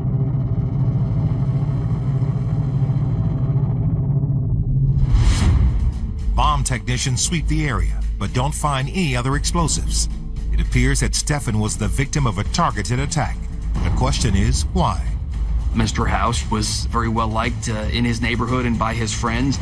He was just a husband and a father living his life. There was no great big red flag as to why someone would want to cause this person harm or to kill him. And using a bomb to cause harm to someone is unusual. The debris that was scattered throughout the yard and the street, it definitely showed the power of that device that had exploded. It is an explosion, and it is rare, and because it does tie into more complex crimes, you have to figure out, is there a bigger picture here? What else could be going on?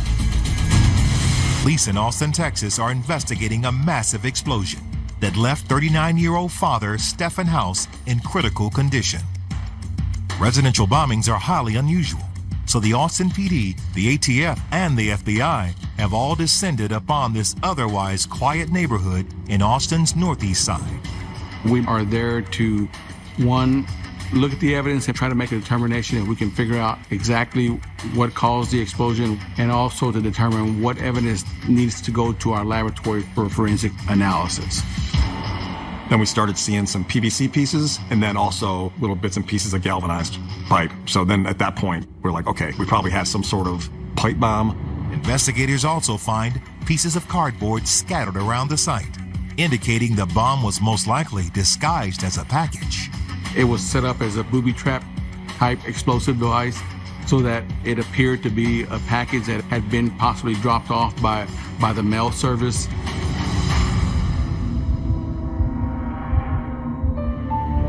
Mr. House went out front while his daughter was getting ready to go to school and found the package sitting either right on the front porch or right out front in the grass.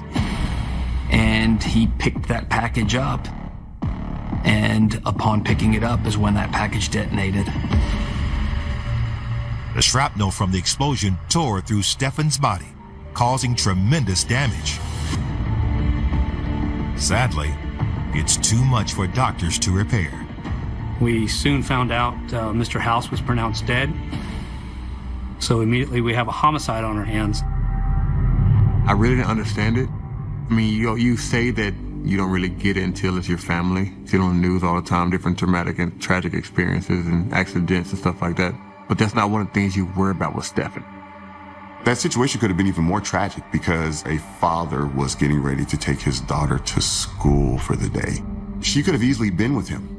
Had she been holding hands with him and walking out, we'd be actually talking about two individuals that lost their life right now. While Stefan's family and friends deal with the tragic news of his death, investigators begin tracking the origin of the package that took his life. We got with U.S. Postal, found out if they had delivered any package. They have access to UPS and FedEx, and they checked with them, and no packages had been delivered there. That means the list of potential murder suspects includes everyone in the city of Austin. Right away, we're canvassing the neighborhood. We're knocking on doors, interviewing residents around there if they saw anything, if they heard anything. I need to ask you some questions. Okay.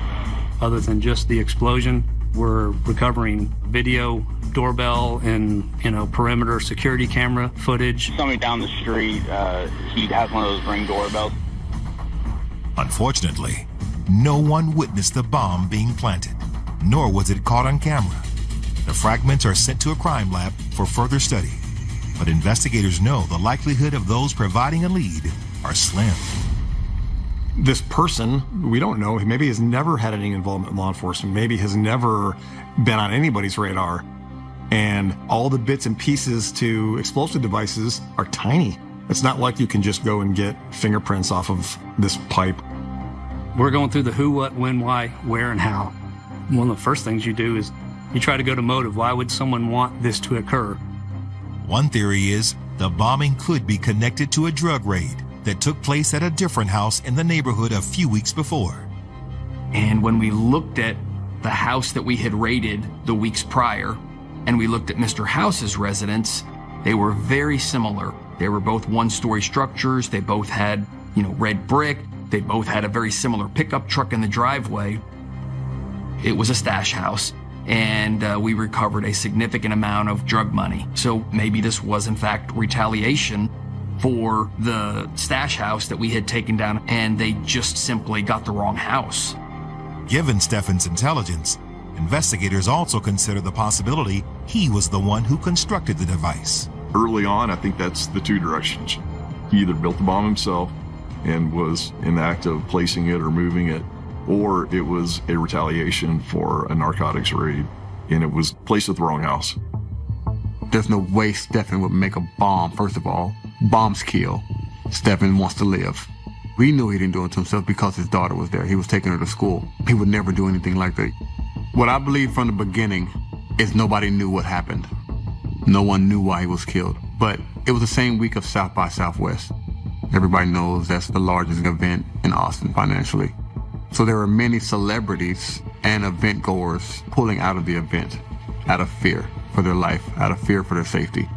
Whatever the reason behind Stefan's death, law enforcement approaches it as an isolated incident, and they hold a press conference to reassure the public and South by Southwest talent and attendees that Austin is safe. Within 48 hours of them not being able to find anything else, they went on news and said, the scare is over, which put the public at ease enough for South by Southwest to continue. City officials are relieved when the next few days pass quietly. By March 11th, the streets of Austin are filled with tourists and entertainers. South by Southwest starts around the 12th of March. Hundreds of thousands of people coming in town. There was nothing in that moment that would lead you to believe that this was going to be what it became. But just 10 days after the first bombing, the city is shaken by another explosion. EMS, please! I've got blood. Something exploded. On March 12th, a second bomb went off, and that completely changed our mindset. It sent shivers up our spine, like we've got a big problem and we need to... As news of the bombing sweeps through Austin, for those on the city's east side, the method of the attack struck a particularly raw nerve, and many in this predominantly black part of town had already begun to fear the worst, even if few folks were saying it out loud. Why would we not think it was steeped in hate and white supremacy? I mean, to me, that is an absolute natural response, and the heightened sensitivity about fear is not unfounded either. That level of hate and disrespect for Black bodies for which we live in every day was next level. A bomb? I mean, a bomb. 10 days after the unexplained bombing that claimed the life of Stephen House, investigators are racing to the scene of another explosion. Early Monday morning, I believe it was, I get the call again. Everybody who knows anything about explosives, they've been told, get to Austin as quickly as possible. This time, there are two victims, 17-year-old Draylon Mason and his mother, Shamika Wilson. They did a run or a walk every morning before school, and they were headed out to go do that. When they opened the front door, there was a box on the ground. So they took it in the house, opened it up, and it immediately exploded.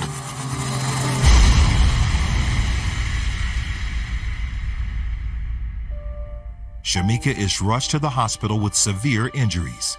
Tragically, Draylon is pronounced dead at the scene. Draylon was the child most parents would hope for. He was loved by his friends. He was extremely intelligent. He was an amazing musician. He was kind of introduced to music early. My great uncle played the guitar, and so Draylon would be up there around 4 years old, and he would just be imitating him. It didn't get serious until around 6th grade when he was introduced to the orchestra at his elementary school. He looked at music differently, like an artist would look at, colors. I just felt like if I put him in the right place, everything would else fall in place. Being in classical music and a person of color, that you're often one of the only ones. I came across people that was like, it meant something to me to see another, young man of color up there with his level of confidence. This was a young man who was going to do amazing things in his life. Like the first bombing, there is nothing about Draylon's or his mother's life that explains why they would be targeted. But before investigators have even finished processing the scene, a third bomb goes off. The location is a Hispanic neighborhood in southeast Austin, not far from Shamika's house. It was a package delivered to the front porch of Miss Herrera. She went to go, like anybody would, there's a package on my door, I'm gonna pick it up and take a look at it. It went off right there.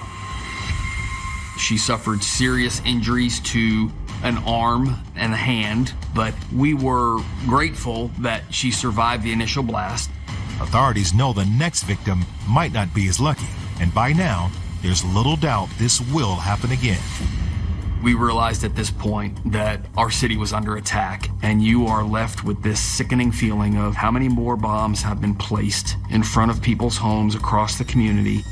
How many poor people are going to get injured or killed? The question is, how do we get a handle on this? How do we start getting in front of the bomber? People were concerned and nervous, and you could see that boiling up. As police leaders, you've got a job to do, but to be completely honest, the human in you you're panicked a little bit. Despite their best efforts, investigators are unable to find a link between the victims. But to the residents of East Austin, the connection is obvious. Only thing that can spark the type of hate is the same thing that sparked the type of hate for hundreds of years, and that's racism. So that's what I immediately went to. I was receiving calls from many of the community leaders that we had relationships with saying, hey, this looks very clearly, are you going to come out and say it's a hate crime, it's a civil rights violation? If you're black and you live in Texas, let alone America, you've been exposed to, whether you want to or not, enough racism to know that it is alive, it's kicking and screaming, and it is real. And you're not crazy to think that somebody would go to those lengths. I was afraid. The FBI cautions against drawing conclusions and decides to wait for more evidence before declaring the bomber's motives. And what I always say to people is, hey, the FBI can't be wrong. I can't get on TV and change my story every 4 hours, or I'm going to lose credibility. Whatever tag I put on it is somewhat immaterial as long as I stop this and I solve it. So when you pull away from saying, we are seeing a pattern, we are investigating to see if that pattern holds and that Black people are being targeted, it was a huge missed opportunity, and it set us back with trust in the police department. The absence of an official statement, the NAACP and other community leaders fill the void. Yeah, the environment here is very, very threatening, very dangerous, and also has a lot of white supremacist groups. The problem with the strategy around caution, in case it's not that, doesn't help somebody if you are Black, right? So while you're figuring it out, we're gonna be in the streets, by phone, by email message, by newsletter, from the NAACP on, saying, protect yourself, don't pick up a package. But the terror isn't limited to the streets of East Austin. The entire city is now on edge. Over the next few days, police receive over 700 calls about suspicious package deliveries. It took a real toll on the community. The citizens were worried, in fear of what was going to happen next. After 3 bombings in less than 2 weeks, Austin police are desperate for any leads to identify who's responsible. Sifting through hundreds of phone calls from concerned citizens, investigators managed to locate 2 possible suspects. Our investigation honed in on a couple of people that were very strong persons of interest, and we had them under 24-hour surveillance. One guy, his nephew had been on the radar because he had talked about having plans for a pipe bomb in the past. And so we were concerned about him, that young man himself. And then his uncle happened to be former military. You're talking 24-hour surveillance, full coverage, ready to interdict if that person was to drop an explosive device. But while police are busy tracking the 2 new suspects, a 4th bomb explodes. 2 young men were heading down the sidewalk. One was walking, one had a bike, and they were headed to a trailhead right there at the end of the street to go get some exercise. They came across the tripwire, activated the bomb, and suffered serious injuries to their lower extremities. The 2 victims are rushed to the hospital. Luckily, they both survive. Hey, we have a confirmed shrapnel. This latest bombing sends the investigation into an entirely new direction, however. Since their 2 best suspects were under constant surveillance, detectives know they couldn't have done it. And when bomb number 4 went off, they were nowhere near it, so we went from feeling really good, thinking we had 2 solid, persons of interest, to just the bottom falling out when bomb number 4 went off. You see where it's anchored? Yeah. This is just that they did in Iraq to us. That means they're back to square one. It wasn't just special agents with the 2 agencies and detectives with APD. Callers taking in the tip lines and typing those up and routing them through us. We had all kinds of logistical support. We had the local grocery chain, H-E-B, providing, breakfast and coffee for us in the morning because it was from sunup until way after sundown. This was something extremely important to all of us.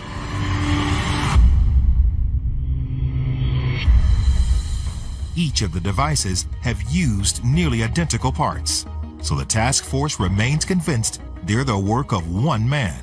But the 4th bombing is different in a number of ways. We were still investigating a serial bomber, but bomb number 4 changed in a lot of ways. First of all, it was placed west of I-35. It was placed in a community that is primarily Anglo and of a much higher economic status than the other neighborhoods. So it blew the whole idea of, hey, this is a hate crime. This isn't a targeted attack. This is random in nature. The most alarming change is to the bomb itself. This was a tripwire activated device. It wasn't even like it was in front of a particular person's house. And so therefore, it could have been anybody walking by. It could have been a 90-year-old grandlady, or it could have been a 3-year-old, learning how to ride a scooter, or anyone in between. We're seeing a progression here in violence, in randomness, and sophistication. And that was very concerning. And it did also really, for the first time, raise the possibility of, hey, this could be terrorism. Austin became a city in fear. It was being talked about everywhere. I think people were curtailing their daily activities and changing how they went about everyday life. I think people are looking at their neighbors, funny. Anybody that you don't recognize could be a suspect. Investigators believe it's only a matter of time before the next attack. And sure enough, on March 20th, a 5th bomb detonates at a FedEx facility 50 miles south of Austin. During the course of it going along his conveyor belt, it got hit and detonated. There's people on site there, but no one injured. Now we're like, okay, now he's stepping it up again. Now he's mailing stuff. Now we've got a whole new level of worry on our hands. Detectives work with FedEx to identify the sender. The package was paid for in cash with a false return address, but there is security camera footage of the man who dropped it off. He was wearing a hat, a fake wig, a t-shirt, and had some gloves with rubber palms like they're package handling gloves. He is obviously wearing a disguise. For the first time, investigators are getting a look at the man who's been terrorizing the city. But there's a problem. We were able to identify where the bomber dropped that device into the system, but he didn't drop just one, he dropped two. So we now had a device that was unaccounted for. And so it's the race against time of where is that device and how quickly can we get to it. Luckily, the package hasn't gone very far. I had just finished a 4 a.m. sweep of golf course, and we got a call. Hey, come to the FedEx facility on McKinney Falls Parkway now, because we have what could be a device here that hasn't functioned yet. We almost got in a fist fight to decide who was going to go inside and be the first to make contact with this package. And I won the fist fight, thank goodness, no blood or anything, so I got suited up to go inside. X-ray imaging confirms it contains a bomb, so the device is carefully removed and dismantled. So we set up an area to render it safe, which means to deconstruct it to the degree that it's not dangerous anymore, and preserve as much evidence as you safely can do. There's probably only a handful of bomb technicians that have rendered safe a device that was sent through the mail and intended to do harm to somebody. So you get a little sense of pride apart from that.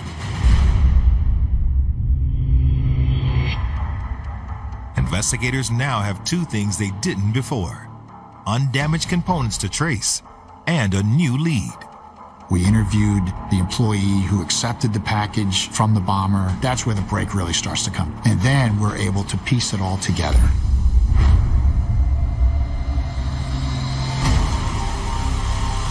While residents of Austin are relieved to hear police are finally zeroing in on a suspect, those on the east side find the timing questionable. I do think you do have some minority individuals that thought, okay, now that something's happened on the west side of Austin, now law enforcement is going to go and really figure this out. The thing that gave me righteous anger was the stories of the first three kind of dissipated, and the focus became on the two white men on the west side. It was almost like it became validated and qualified to be something serious when that happened. Over the course of its history, Austin has been a city divided by more than just a highway. Issues of race and inequality have become a part of everyday life for many living on its east side. Austin's always been a city to try to make the rest of the world feel like they've gotten past that, when in fact it's more prevalent here than in a lot of other places, because it's a system that's here. But now, with the city under siege by a serial bomber, everyone is united in fear. Investigators now have their first solid lead, however, a FedEx employee who vividly remembers the man who attempted to ship the latest bomb. The clerk at the FedEx facility thought that he was kind of weird, abnormal, because the way he was dressed, he had a wig on, he was wearing gloves. The suspect looked and acted oddly enough that the employee paid attention to him. He happened to follow him out and noticed that he walked several businesses down to a red pickup truck. The employee didn't see the suspect's license plate, but he's able to describe the make and model of his truck. That was a red Ford Ranger. So now we had a car that we identified as positively being involved. So balls started rolling really fast. You start limiting your gene pool of who could possibly have do this. We know it's a white male at this height driving a red truck. That's where the break really starts to come together. To whittle down the possible suspects, investigators create two lists: white males in Texas who own red Ford Rangers, and anyone who bought parts used in the bombs. It's matching spreadsheets from Home Depot to spreadsheets from DMV, and you just keep bringing that funnel down. We had 600 people involved in this investigation, so there's a lot of unsung heroes, intel analysts crunching through the data. So as a team, as a unit, you just want to recognize the people that put forth a lot of good effort. Pouring through a seemingly insurmountable amount of data, investigators finally get a hit. We pulled receipts from all these electronic stores, and in those receipts, we have an individual that drives a Ford Ranger pickup. The suspect's name is Mark Condit. Once we identify a name and a person, we start investigating. Do they have a social media presence? What's their criminal history? What can we find out about them without yet talking to people that we know this person? Because at this point, we have to tread very carefully and let that person know that we're on to them. Investigators learn Condit is a 23-year-old native of Austin who was fired from his job at a manufacturing company in 2017. There weren't any huge red flags regarding criminal history, so that was kind of unusual, but we knew we had his face, his car, and we knew we needed to get a hold of him before he went on the run. When police arrive at Condit's current address on March 20th, they find the red pickup parked outside, but their suspected bomber isn't there. They immediately set up surveillance and obtain a search warrant for the house. You would imagine there's a lot of work. Now things are just going, they weren't already going 1,000 miles an hour, now they are. We recognized that the home was likely a bomb-making factory and could have booby traps in it. So this was going to be both a very complex and a very dangerous operation. Ultimately, the task force decides to wait until morning to make their move. It will be more dangerous if we do it under the cover of darkness because my team could miss something, they could miss a tripwire. By this time, we'd all been up, 20 plus hours. We didn't want to put anything into play if we didn't have him locked down to a certain area. And so I sent everyone home except, I think there were 6 of us, and we loaded up with probably 18 monsters and a couple of granola bars and knew that we were probably going to be sitting in a van all night. But a few hours later, there's another breakthrough. It was right at 1:00 a.m. in the morning, and one of the tech guys is like, "Hey, I got him on the phone. He's on Wi-Fi." So all of a sudden phones start ringing, we start waking people up. He was in a hotel parking lot in Round Rock. Then it's a question of how do you take him down most safely without running the risk that he kills innocent civilians, and obviously he doesn't kill any law enforcement. In the early hours of March 21st, Austin police close in on the man they believe has been terrorizing the city for nearly 3 weeks. Suspected serial bomber, Mark Condit. He was sitting in his vehicle in a parking lot at a hotel up in Round Rock, a community just north of Austin. And we, within minutes, were able to get surveillance on him. He's a killer. He's used bombs. We don't know what he's capable of. So the game plan is, let's use an armored vehicle for this arrest. Well, those vehicles travel very slowly. But while the SWAT team is waiting, Condit suddenly speeds away. Air ground, he's on the move. So at that point is when some game time decisions had to be made. I got him eastbound Wall Lane.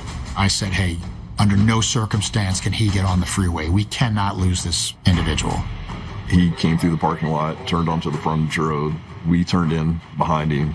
By this time, I think it was 2 a.m. Still on frontage. Everybody felt comfortable he was going to get on at the next entrance, and the decision was made to make the arrest. To prevent Condit from escaping, the SWAT team decides to ram his vehicle and force it off the road. You make impact, you pin the vehicle, and the team can quickly maneuver out of the van and be on top of the target within seconds. There was no question in anybody's mind that this is a very dangerous arrest. In those vans, there's no seatbelts. The passenger seat actually faces to the rear, and then down both sides of the van are basically bench seats that run the length of the van. So once we made impact, We all ended up on top of one another. First officer out of the van jumped over the pile of guys. That's why he went up, was solo, was by himself, a few seconds before the team was able to catch up to him. But as the officer reaches the window of Condit's vehicle, it's engulfed in a final explosion. Got an explosion inside the vehicle. I was the third one out of the van, and as I'm getting out is when the explosion happened. And I saw the officer fall back a little bit.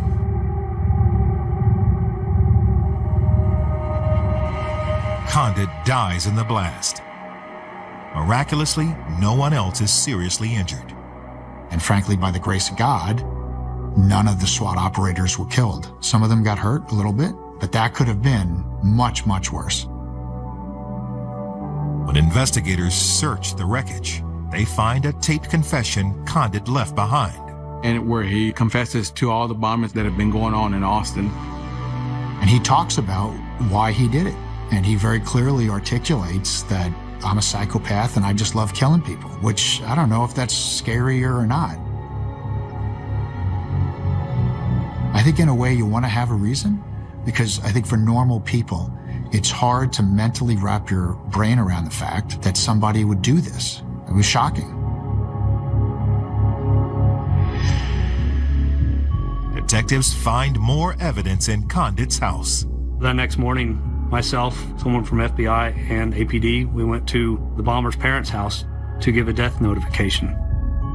In his room, there was a bomb maker's box, and it had everything that he had used in all of his bombings. The wiring, the initiators, the pipes, the powder, all that was all contained in that one box. It was obviously a surreal moment for the bomber's parents because they had no idea. They had no idea. In the weeks that follow, residents try to make sense of the tragedy. But despite calls to release the confession video, authorities have sealed it. We never have released that video, and we never will. The only thing that recording would do would make the next person better because he admits mistakes that he made. To me, it was just a really unfulfilling conclusion that we'll never get a proper explanation for why, which I feel would give the families and everybody involved a lot more closure, maybe. The city of Austin has begun the slow process of recovering from the bombings, but some wounds will never heal completely. I think we all still feel the pain of the two men that were killed and the two other teenagers that were seriously wounded. I definitely struggled with the why for a long time. It's a core shattering thing. It's a faith shattering thing. There were so many things he didn't get to do. He didn't get to graduate. He didn't get to go to prom. All of these plans were made and they were never, ever able to, go into fruition. For that rattled me like, really, God? That why will kill you if you continue to think why.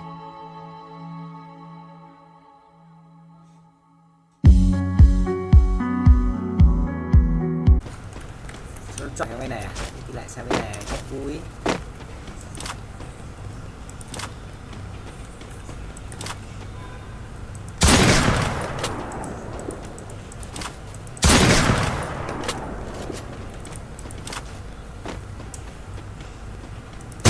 Triple kill.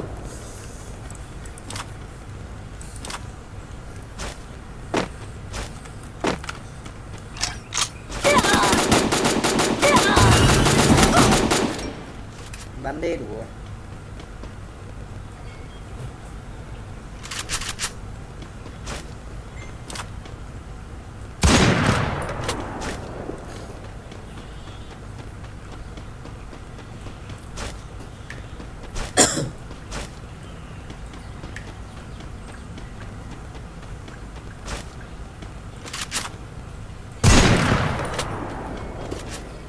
Quadra kill.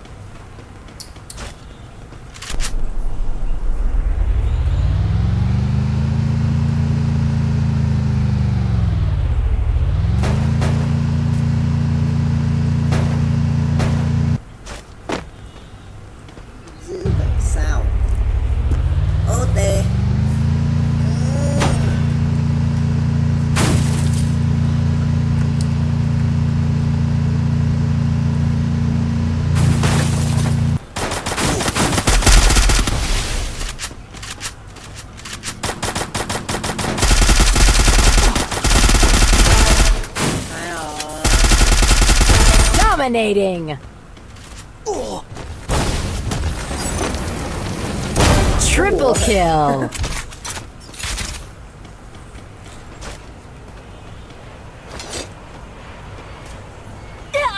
Mình đã cố gắng hết sức rồi nhưng không đỡ được. Thằng này nó bắn hay không?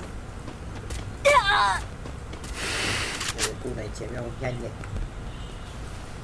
Cái Alpha còn 14 người. Quadra kill.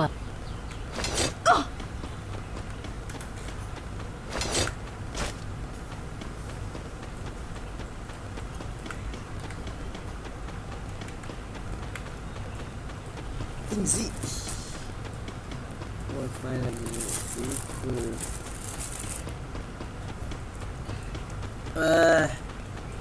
Còn bả lên hai.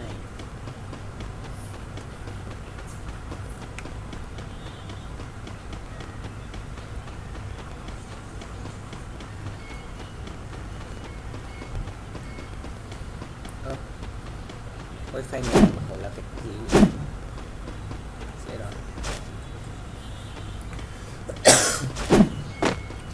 Không có phải nhà là không có đang nhớ nhà mà cũng quên mất.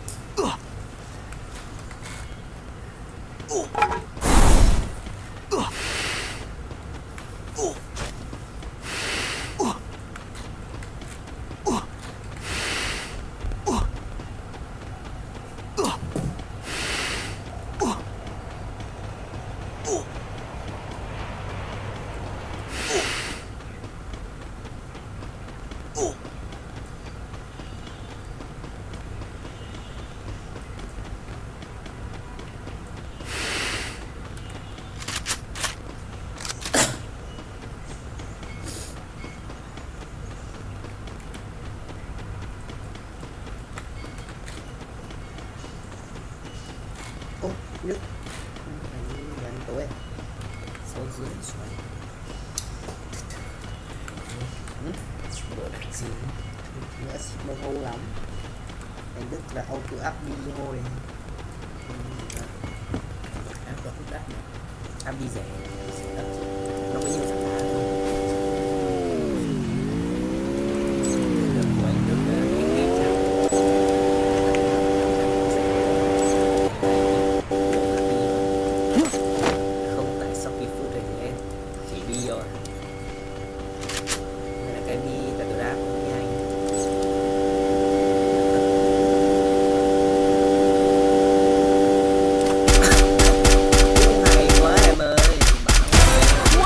Kill.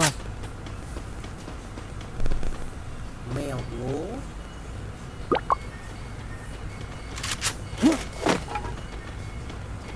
Bốn người đang xem. Yeah. Đấy. Địch tìm lên kìa.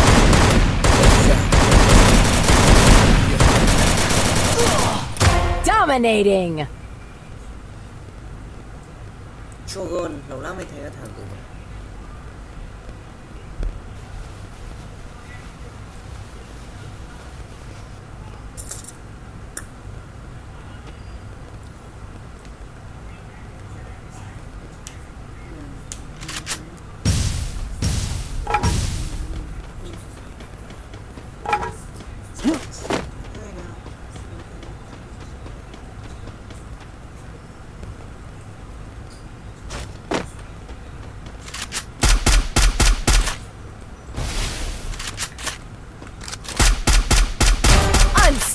Triple.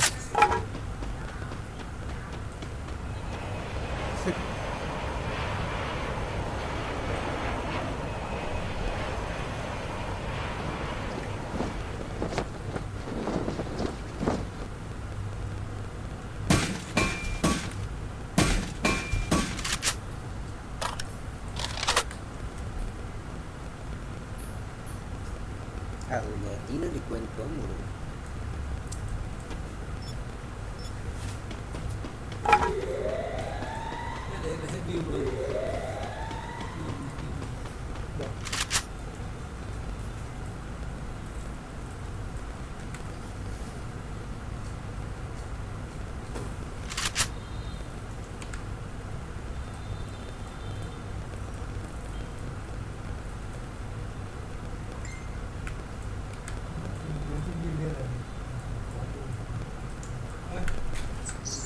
Chỗ này là có phim này, có phim này. Ok. Làm những kênh mà nó có Việt Nam ấy.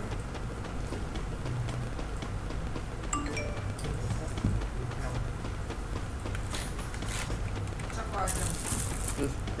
Chắc lên rồi.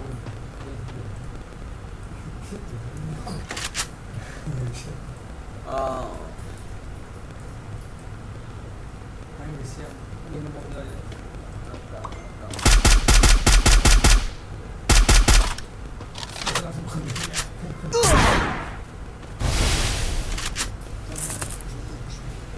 rõ ràng anh LB là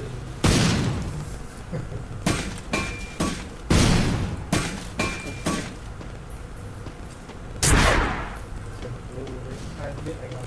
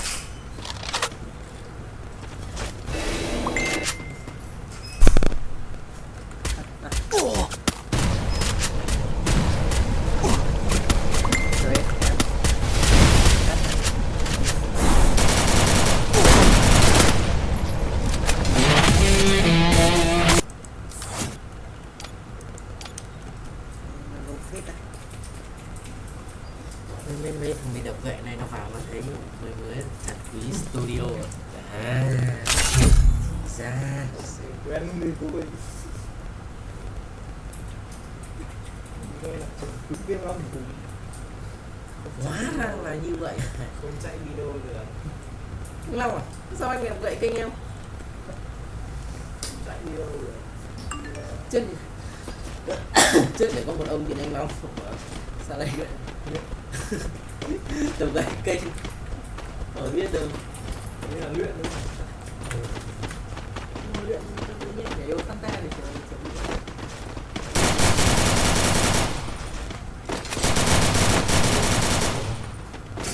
Nó lấy tập trung với lại bọn phòng marketing.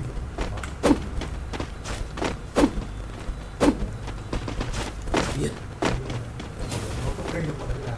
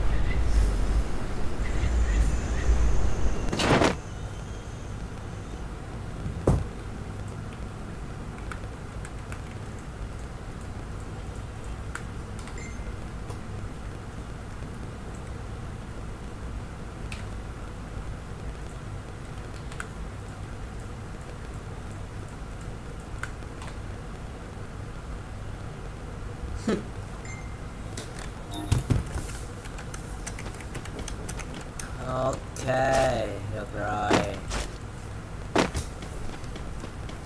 Để quay nốt video này nha. Cày mất one video.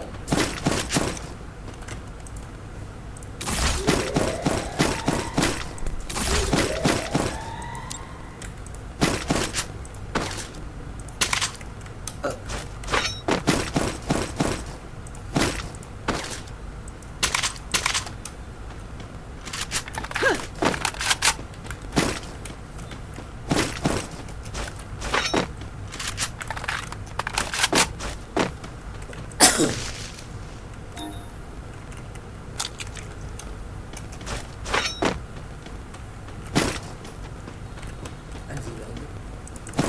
Cơm mọi khi đi. Cho nó thoải mái. Cơm mọi khi ấy. Cho ai ăn gì gì.